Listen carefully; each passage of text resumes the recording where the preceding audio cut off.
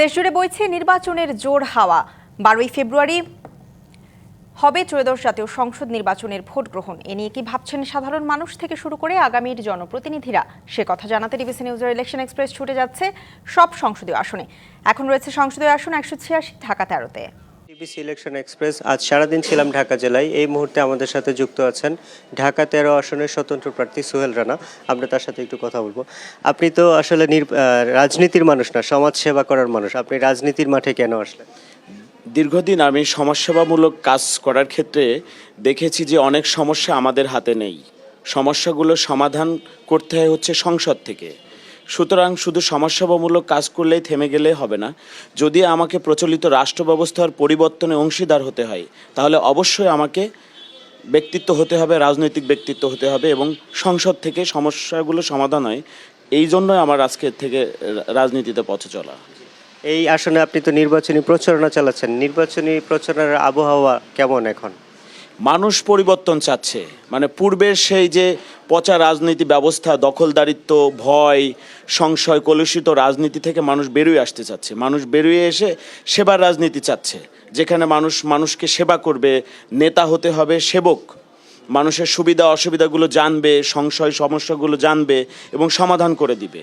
সেই দখলদারিত্ব রাজনীতি, ভয় রাজনীতি, সন্ত্রাস, এগুলো তার চাচ্ছে না, পরিবর্তন চাচ্ছে। পরিবর্তন যে চাচ্ছে, আপনি কি পরিবর্তন করবেন আসলে? সার্বিক যে পরিবেশ পরিস্থিতি, এই দখলের রাজনীতি, প্রচলিত রাষ্ট্র ব্যবস্থা, আমলাতান্ত্রিক জটিলতা এবং আমাদের 13 আসনের যে সবচেয়ে মেইন যে সমস্যা, ছিনতাই, মাদক, সন্ত্রাস, এইগুলো থেকে আমাদের বের হয়ে আসতে হবে। এখানের পথভ্রষ্ট কিশোর তরুণরা আজ কাজ নেই বলে তারা আজকে ছিনতাই এবং মাদকের সঙ্গে জড়িয়ে পড়ছে।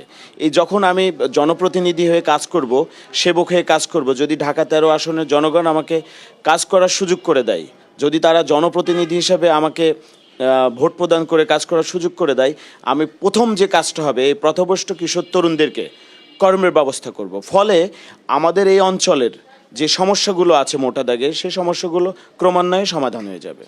এখন যে আপনি নির্বাচনী প্রচারণায় আছেন, এইখানে তো আরো বড় শক্তিশালী প্রার্থীরা আছে, তারা কি আচরণবিধি লঙ্ঘন করছে? আপনাকে কোনো হুমকি দেওয়ার ঘটনা বা এই ধরনের কোনো কিছু আছে কিনা?